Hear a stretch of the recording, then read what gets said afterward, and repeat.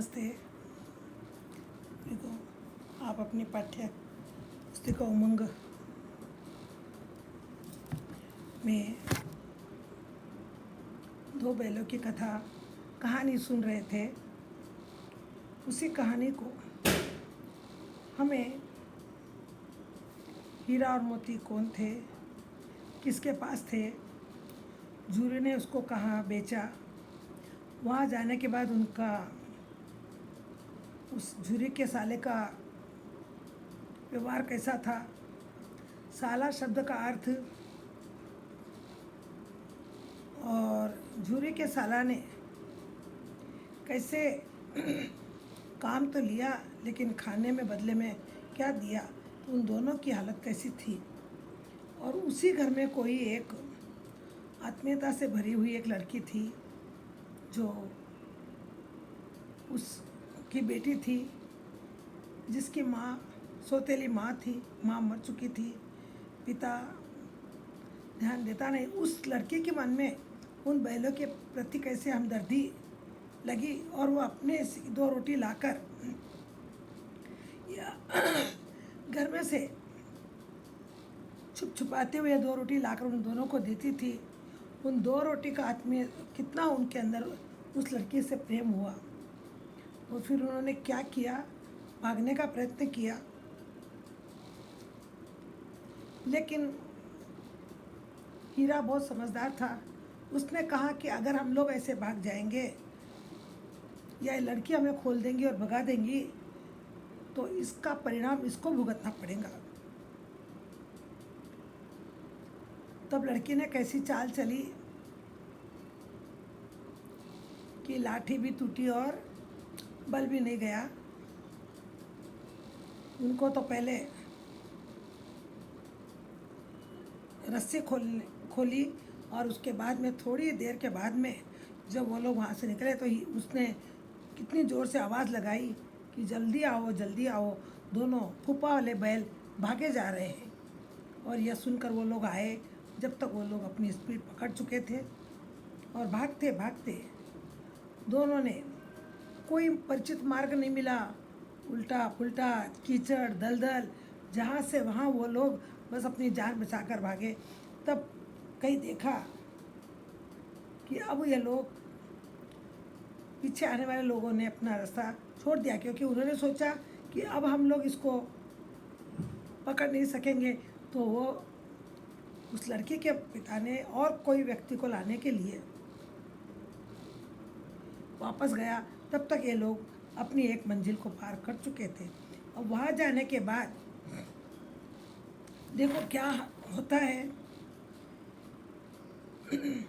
हीरा और मोती में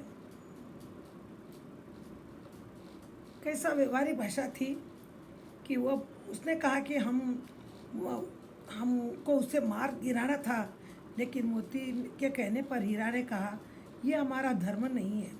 हम अपना धर्म, कोई धर्म छोड़ दे लेकिन हम अपना धर्म न छोड़े, बस हमें अपनी रक्षा करना है। तो अब देखो भागते भागते भागते उन दोनों को बड़ी भूख लगी थी और संयोग देखिए सामने ही मटर का खेत आया। उस मटर को खेत में देखते ही उनके भूख और बढ़ गई और रह कर वो उस पर घुस गए दोनों भी और मटर खाने लगे।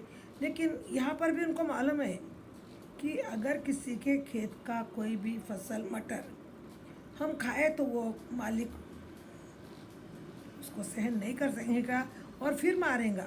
इसलिए वो कदम कदम पर कोई की आवाज़ आ रही या नहीं आ रही तो हमें सावधान हो जाना चाहिए। ऐसा देखते देखते उन्होंने दोनों हीरा और मोती ने पेट भरकर मटर खा लिया। अब देखिए दोनों को आज़ादी। अब दोनों को लगा माँ अब हम लोग आज़ाद है, अब हमको कोई मारेगा नहीं, कोई सज़ा देगा नहीं और आज का तो हमारा पेट अच्छी तरह से भर गया। फिर सींग मिलाए, दोनों एक दूसरे को ठेलने लगे। यानी दोनों सींग मिलाने का अर्थ क्या है, दोनों ने अपनी खुशी प्रकट की कि जान बची लाखों पाए, हम अब बच गए उन लोगों से। मोती ने हीरा को कई कदम पीछे हटा दिया। मोती के अंदर इतना जोश आ गया था कि इतना तेज भागने लगा कि हीरा पीछे रह गया। यहाँ तक कि वह खाई में गिर गया, तभी उसे भी क्रोध आया। खाई यानी गड्ढा आया आगे, पर वो मदहोश होकर ऐसा जा रहा था, पर उसे आज़ादी का इतनी खुशी थी कि उसको कोई असर नहीं हुआ। संभल कर उठा और फिर मोती से मिल गया। मोती ने देखा खेल में झगड़ा हुआ चाहता है तो किनारे हट गया। उसने देखा कि वो हीरा गिर गया था, सॉरी, और उसने देखा मोती से फिर वापस उठा, फिर वापस मिल गया उससे। उसने कहा कोई बात नहीं, खेल खेल में दोनों खेलते रहे। इतने आज़ादी की खुशी में इतने खुश थे कि खेलते खेलते हीरा नाले में गिर गया था, खाई में गिर गया था, लेकिन फिर भी कुछ नहीं। यहाँ पर देखा खेल में झगड़ा हुआ तो किनारे हट गया। वहाँ पर अपने को किनारे हट गया यानी बाजू हट गया। उसने उसको कुछ कहा नहीं। ये तो हमारा क्या था, दुश्मनी नहीं थी, खेल खेल में हम लोग गिर गए। अब देखिए यहाँ तक हीरा और मोती की कहानी, झूरी का बेचना और उसके साले का उसके साथ व्यवहार, कैसी उसकी आत्मीयता थी। काम तो पूरा लेता था, भागना चाहते थे, फिर उस लड़की से उनको आत्मीयता बन गई और लड़की कैसे उनको सबकी आँख चुरा कर 2 रोटी लाकर खिलाती थी। और वहाँ से उसने भागने के लिए भी उसको सहायता की, लेकिन ऐसे भागे कि उस लड़की के ऊपर कोई आँच न आए, कोई वहम न आए, शक न आए, और वो अपना काम में कामयाबी प्राप्त कर लिए। अब देखिए आगे क्या होता है। दोनों हीरा और मोती आगे चल रहे हैं। आगे देखिए, अरे ये क्या, अरे के बाद में जो चिन्ह लगा है वो है विस्मयादिक बोधक चिन्ह। जहाँ आश्चर्य होता है, सडनली कोई काम होता है, अचानक कोई काम होता है, उसके आगे जो चिन्ह लगाया जाता है उसको विस्मयादिक बोधक या आश्चर्यवाचक चिन्ह कहते हैं। यह क्या और क्या कहा आया, तो वहाँ पर क्वेश्चन मार्क लगता है। वाक्य पूरा हो गया, विराम चिन्ह। वाक्य में थोड़ा रुककर और आगे बोलना है, अल्प विराम। ऐसे आपको ये चिन्हों को भी आपको थोड़ा सा साथ साथ पढ़ाई के साथ साथ इसका भी ध्यान रखना चाहिए। अरे ये क्या, कोई सांड भोगता चला आ रहा है। हाँ हाँ, सांडी है। सांड यानी न वो बैल है न गाय है, एक प्रकार का क्रूर जानवर। वो अगर किसी से अच्छा है जब तक ठीक है, पर किसी से भिड़ गया तो उसको कंट्रोल में करना बहुत मुश्किल होता है, उसके अंदर बहुत ताकत होती है। अब उन्होंने देखा, अरे और एक मुसीबत आ गई, सामने कोई सांड आ रहा है और वो हमारी ओर ही आ रहा है। वह सामने आ पहुंचा। दोनों मित्र बंगले जाग रहे। अब कहाँ जाए, एक मुसीबत ख़त्म नहीं हुई, दूसरी शुरू हो गई। बंगले जागने की अभी हम हमारा बचाव कैसा करें। सांड पूरा हाथी है, ये मजबूत ऊंचा पूरा, जिससे हमारा बचना असंभव है। उससे भिड़ना जान से हाथ धोना है, यानी उससे टकराना। भिड़ना यानी उससे टकराना, अपनी जान को खतरे में डालना। जान को हाथ से धोना यानी अपने आप, आ बैल मुझे मार, ये कहावत हो गई यहाँ पर। जान से हाथ धोना ये भी मुहावरा है। अपने प्राणों को अपने आप ही ख़त्म कर देना। अब क्या करें, उससे रास्ता भी नहीं है दूसरा, वो भी वहाँ से आ रहा है, हम भी यहाँ जा रहे हैं, क्या करें। लेकिन न भिड़ने पर भी जान बचती नज़र नहीं आती। इन्हीं की तरफ आ रहा है। सोचे भाई कोई बात नहीं, हम उससे टकराएंगे नहीं, क्योंकि जो दुर्बल होता है वो बलवान व्यक्ति को सामने देखकर अपना रक्षा करने के लिए अपने आप हट जाता है। लेकिन यहाँ पर भी हटने का भी कोई चारा नहीं था, लेकिन भिड़ने की जान बचती। अगर हम लोग उससे नहीं लड़ते तो भी वो इतना मदमस्त होकर आ रहा है कि हम उससे बच नहीं सकते, वो ज़रूर हमारे साथ टकराएगा। अब क्या करें, इन्हीं की तरफ आ रहा है। कितनी भयंकर सूरत है, भयंकर, देखते ही डर लग रहा है। उसका चेहरा देखते ही हम लोग डर जा रहे हैं, हम अपना बचाव भी नहीं कर सकते। अब देखिए, अरे यह क्या, कोई सांड भोंकता चला आ रहा है। तो देखिए कोई बचने का उपाय नहीं है। मोती ने मूक भाषा में कहा, बुरे फंसे, जान बचेंगी, कोई उपाय सोचो। अपनी भाषा में, यानी भाषा उनका उच्चारण नहीं होता था, लेकिन अपनी इशारे की भाषा में उसने मोती ने कहा, अब क्या होगा, अब तो हम बुरी तरह से फंस गए, हम ना आगे जा सकते हैं ना पीछे जा सकते हैं, कोई रास्ता ही नहीं है, और जहाँ जाएंगे उस ओर वो आएगा, उसके साथ में हमें कोई उपाय नहीं है बचने का, क्या करें। हीरा ने चिंतित स्वर में कहा। हीरा को भी चिंता हो रही थी, लेकिन फिर भी हिम्मत रखना है, मुसीबत के समय उसने अपने घमंड में भूला हुआ है। उसने कहा उसको बहुत जोश है, और जब हाथी है, बैल है, जो भी कोई जानवर है, अगर घमंड में चढ़ जाता है तो उसको अपना होश नहीं रहता है। और ये सांड भी पूरा घमंड में भरा हुआ है, उसको कोई होश नहीं है, वो जो सामने आएगा उससे क्या करेगा, टकराएगा। अब क्या करें, आरजू विनती न सुनेगा, हम उससे अनुनय भी नहीं करेंगे। जब व्यक्ति को, जैसे आपके घर में एक छोटा सा उदाहरण, आपके पिताजी अगर गुस्से में है, माताजी अगर गुस्से में है, और उस समय अगर आपने कोई चीज़ की मांग की तो आपकी मांग पूरी नहीं होती। जब उनका गुस्सा ठंडा हो जाए तो हम उससे रिक्वेस्ट कर सकते हैं, आरजू कर सकते हैं, विनय कर सकते हैं, लेकिन गुस्से में हमारा किया हुआ विनय भी कोई काम नहीं आएगा। वही बात यहाँ पर भी बताया हीरा ने कि हम क्या करें, कुछ समझ में आता, इतना घमंड में भूला हुआ है वो कि हमारी आरजू, हमारा रिक्वेस्ट, हमारा हाथ जोड़ना उसके आगे कोई फल नहीं देगा। क्योंकि जब आदमी, जैसे आपको पहले भी बताया कि रावण के अंदर जो घमंड चढ़ा हुआ था सीता को पाने का, पत्नी ने समझाया, भाई ने समझाया, अन्य लोगों ने समझाया, लेकिन वो किसी के नहीं सुना। उसका अंत क्या हुआ, आरजू विनती सब लोगों ने की उसके सामने, लेकिन उसका कोई असर नहीं हुआ। और उसका अंत क्या होता है, वो अंत की फिक्र नहीं करते। जो घमंडी व्यक्ति होते हैं वो आगे भविष्य में क्या होगा इसकी उनको चिंता नहीं होती है। जो समझदार होता है वो वर्तमान में अतीत को सोचता है और भविष्य के लिए काम करता है, वही जीवन में कुछ कर सकता है। आप देखिए, भाग क्यों न चले, वो बोले हम लोग भाग चले, तो बोले ये हमारी कायरता होंगी। वो सोचेंगा हम लोग कायर है, बुज़दिल है, डरपोक है, सामने आए हो का हम लोग सामना नहीं कर सक रहे, तो फिर यही मरो। बंदा तो 9 2 11 होता है। मोती को आ गया गुस्सा और उसने कहा ठीक है तुम यही मरो। बंदा यानी मैं तो यहाँ रहने वाला नहीं हूँ, मैं तो यहाँ से 9 2 11, 9 2 11 का अर्थ है गायब होना। ये भी मुहावरा है, 9 2 11 होना, चंपत होना, ये सब मुहावरे का है। मैं तो चला, तुमको मरना है मरो, तुमको रहना है रहो। हर बात में तुम्हारी बात को मानकर कायरता न बताए तो अपने जान को हम लोग क्यों मुसीबत में डालें, इसलिए मैं तो चला। और जो दौड़ाए तो फिर कोई उपाय सोचो जल्दी, और जो दौड़ाए तुम भागोगे वो तुम्हारे पीछे आएगा, तो फिर कोई दूसरा कोई उपाय बताओ, सोचो जल्दी। हमें बचना है या नहीं, हमें रक्षा करनी नहीं है।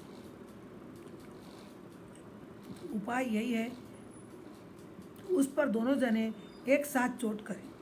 एक आइडिया है, वो अकेला है और हम 2 है, तो हम दोनों और से उसके ऊपर ऐसी चोट करें कि वो कुछ अपना कार्य में कामयाबी न हो सके। मैं आगे से रगड़ता हूँ, तुम पीछे से रगड़ो। मैं उसको आगे से धक्का देता हूँ, तुम पीछे से धक्का दो, तो शायद उसका जो अभिमान है, जो घमंड है, वो उतर जाएगा। दोहरी मार पड़ेंगी, दोहरी यानी दोनों ओर से, इधर से मैं मारूंगा उधर से तुम मारोगे, तो उसको हमारे को मारने का कोई चांस नहीं होगा, और उसका घमंड क्या हो जाएगा, चूर हो जाएगा। मेरी ओर झपटे, तुम बगल से उसके पेट में सिंह घुसेड़ देना। जान जोखिम है पर दूसरा उपाय नहीं है। देखो खतरा तो है हमारी जान को भी, क्योंकि हमसे वो कई गुना ज़्यादा ताकतवर है, और अभी उसको क्या चढ़ा हुआ है, अभिमान। और अभिमान में व्यक्ति क्या हो जाता है, पागल हो जाता है। लेकिन इस काम के द्वारा हम उससे बच सकते हैं। उधर से तुम, इधर से मैं, दोनों ओर से दोनों धकेलते रहे। जब उसका वो बेहाल हो जाएगा तो उसके पेट में तुम सींगों से घुसेड़ देना, ताकि हम बच सकते। हालांकि है खतरे का काम, जान बची तो खूब और न बची तो हम लोग गए भी, लेकिन प्रयत्न तो हमको करना है।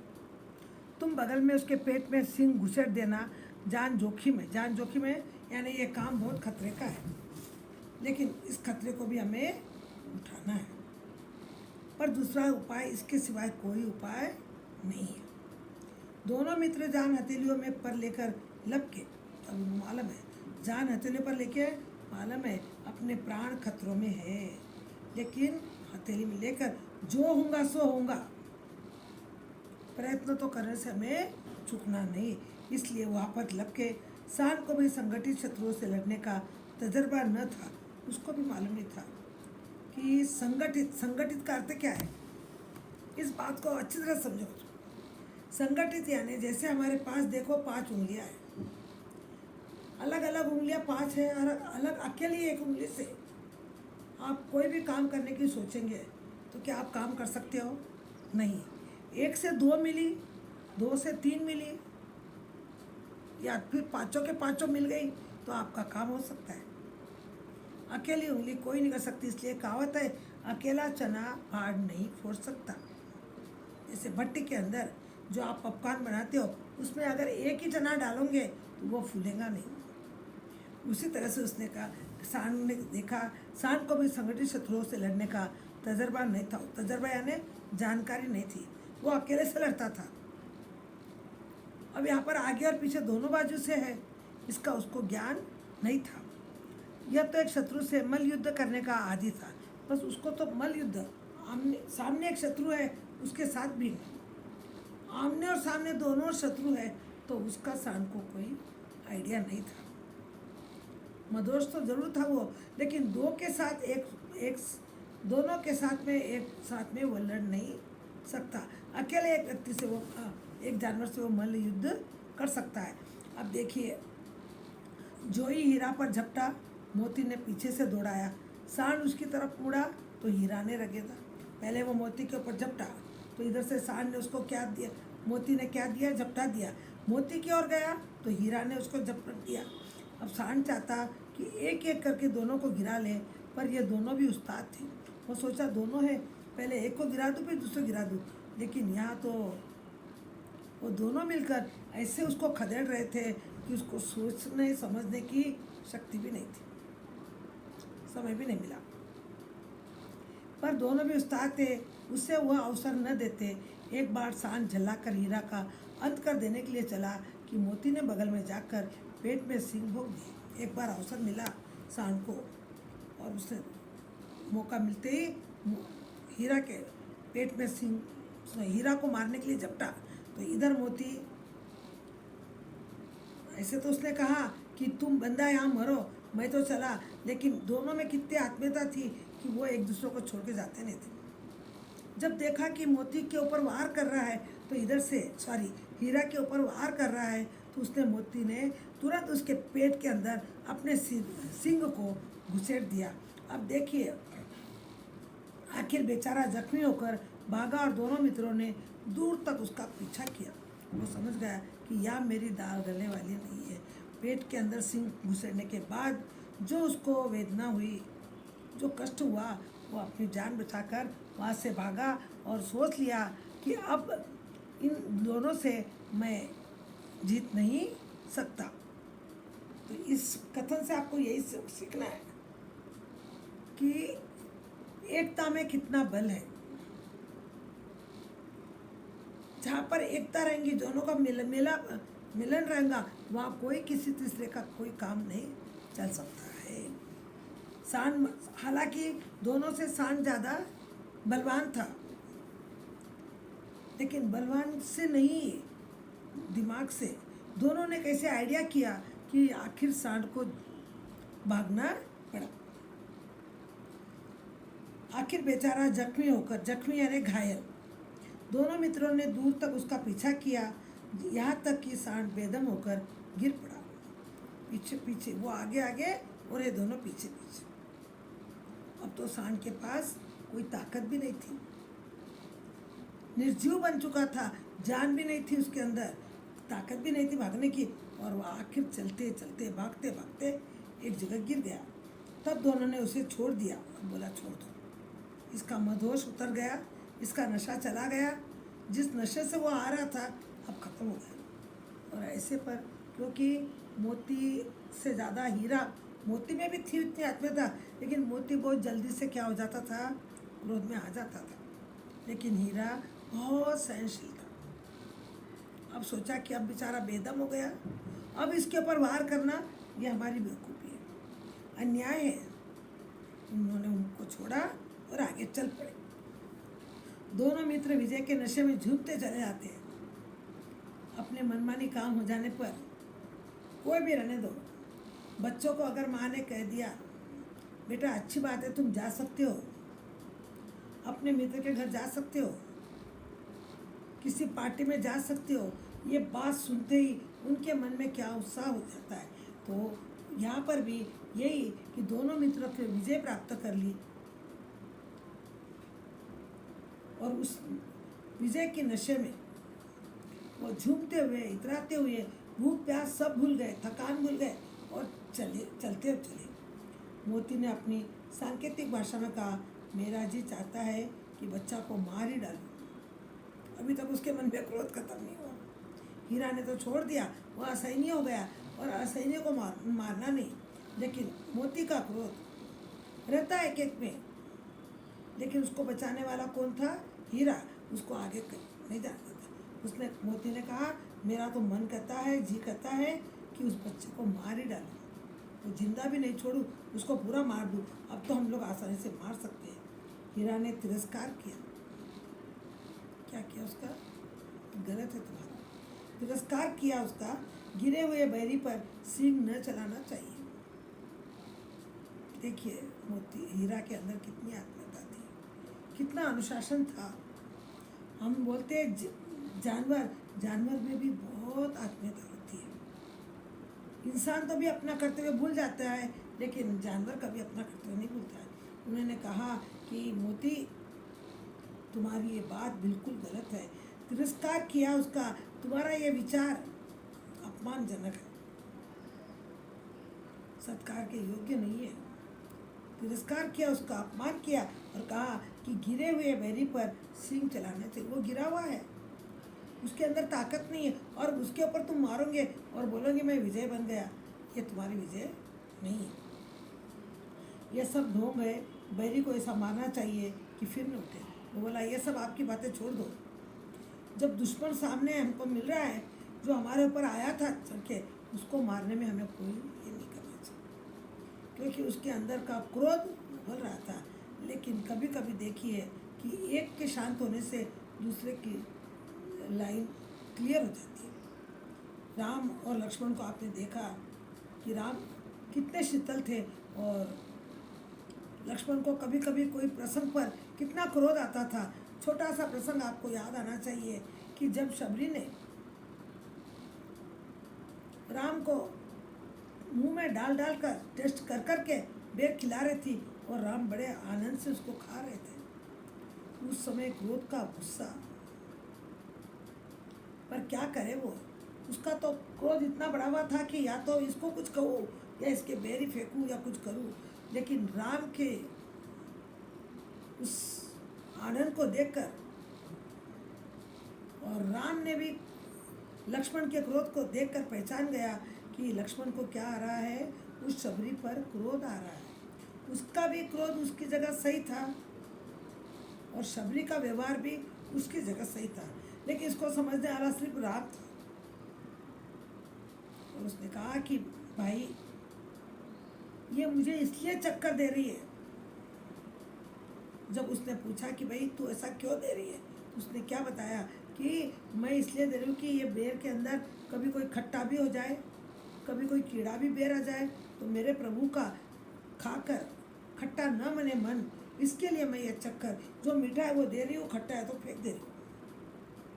इसी उद्देश्य से मैं ये बेर को चक्कर दे रही हूँ। जब ये बात लक्ष्मण ने सुनी तो उसको भी शबरी के प्रति भक्ति के भाव आ गए थे। तो देखिए इस तरह से हीरा और मोती के इस कहानी को हम लोग देखिए कि मोती ने कहा दुश्मन को छोड़ना नहीं चाहिए, लेकिन हीरा ने कहा कि जब दुश्मन असहाय हो गया है, उसके पास ताकत नहीं है। अब वो बिल्कुल निस्सहाय हो गया है, और निस्सहाय व्यक्ति को मारना ये हमारी आत्मीयता नहीं होती। लड़ाई मुकाबला करना है, बराबरी वालों में करो। सामने वाला भी सच्चे थे तो करो। वो बेहोश है और हमने उसको मार दिया, और हमने बाजा बजा दिया कि मैंने उसको मार दिया, मैंने उसको मार दिया, तो क्या ये आपकी विजय होंगी? नहीं। इस तरह से दोनों के स्वभाव को आप देख रहे हो, और उसने कहा नहीं, ऐसा नहीं करना है। हाँ, अब घर कैसे पहुँचेंगे वो सोचो। वो बोला अब ये सोचो कि हम घर कैसे जाएंगे, पहले कुछ खा ले तो सोचें। जिसने कहा भाई पहले तो मुझे भूख लग रही है, अब कुछ खा लेंगे तो फिर बाद में सोचेंगे। सामने मटर का खेत था ही। मोती उसमें घुस गया। अब फिर से लालच, पहले भी खा लिए, अभी उसको मना कर रहा है हीरा, उसको उसमें घुस गया। हीरा मना करता रहा, पर उसने एक नहीं सुनी। भूख लगी थी, खेत में घुस गया। अभी 2 ही 4 ग्रास खाए थे, ग्रास है ना निवाले, 2-3 ही निवाले मुंह में डाले होंगे, कि 2 आदमी लाठियाँ लिए दौड़ पड़े और दोनों मित्रों को घेर लिया। दोनों मित्रों को घेर लिया। हीरा तो मेट पर था, निकल गया। मोती सींचे हुए खेत में था, उसके खूर कीचड़ में धंसने लगे। मेट पर यानी मचान पर, वो तो ऊपर था तो वहाँ से वो निकल गया, लेकिन ये खेत के अंदर लालच के कारण से खेत में अंदर चला गया, तो वहाँ पर कीचड़ था, और कीचड़ रहने से उसके जो पैर के खूर थे वो कीचड़ों में सन गए, तो वो उठे नहीं। इसीलिए कौन पकड़ा गया? हीरा तो बच गया और मोती पकड़ा गया। अब देखिए, हीरा ने देखा संगी संकट में है तो लौट पड़ा, फंसेंगे तो दोनों फंसेंगे। रखवालों ने उसे भी पकड़ लिया। देखिए, आत्मीयता हीरा की, मानवता हीरा की, सच्ची दोस्ती हीरा की। उसने कहा मैं तो बच के निकल गया, लेकिन मेरा दोस्त, मेरा साथी अगर मुसीबत में है तो मेरा कर्तव्य है कि मुझे भी उसके साथ चलना है, उसको बचाना है। रहेंगे दोनों फ्री, रहेंगे दोनों भी मुसीबत। यह सोच कर वह वहाँ आया, और दोनों फंसेंगे। रखवालों ने जब उसने उसको हीरा को देखा तो 2 आदमी थे, एक ने मोती को पकड़ लिया, एक ने हीरा को पकड़ लिया। अब प्रातःकाल दोनों मित्र काजी हाउस में बंद कर दिए गए। क्या करना है, इसका क्या न्याय करना है, इसीलिए उनको प्रातःकाल दोनों मित्र काजी हाउस में बंद कर दिए गए। अब इनका न्याय होगा। काजी हाउस जैसे हवालात में, जैसे चोरी करने वालों को जेल में बंद करते हैं, वैसे इनका काजी हाउस, जहाँ पर जानवर ऐसे कोई गलती करते हैं तो उसको बंद किया जाता है, उसमें उसको बंद कर दिया। दोनों मित्रों को जीवन में पहली बार ऐसा सभी का पड़ा कि सारा दिन बीत गया और खाने को एक दिन का भी नहीं मिला। अब काजी हाउस में खाने को नहीं, सड़ते रहो, पड़े रहो, एक दिन का भी खाने को नहीं मिला। पूरा दिन पूरा खाने को, बेचारे भूखे प्यासे अंदर जंजीरों में जकड़े हुए पड़े हुए। समझ में नहीं आता यह कैसा स्वामी है, जिससे तो गया फिर भी अच्छा था। यहाँ कई भैंसें भी थी। अब उनको किसकी याद आई? गया की, जो कम से कम दिन भर में एक बार तो सूखी घास तो देता था। यहाँ तो सूखी घास छोड़कर एक तिनका भी नहीं मिला। क्या है ये, ऐसा क्या होगा? और कई थोड़ी देर में देखा कि कुछ दूरी पर कई भैंसें भी थी, कई बकरियां भी थी, कई घोड़े भी थे, और कई पर गधे भी थे। सब काजी हाउस में बंद थे। जरूर हमारे वैसे इन्होंने भी कोई ना कोई अपराध किया, जिसको काजी हाउस में बंद कर दिया गया।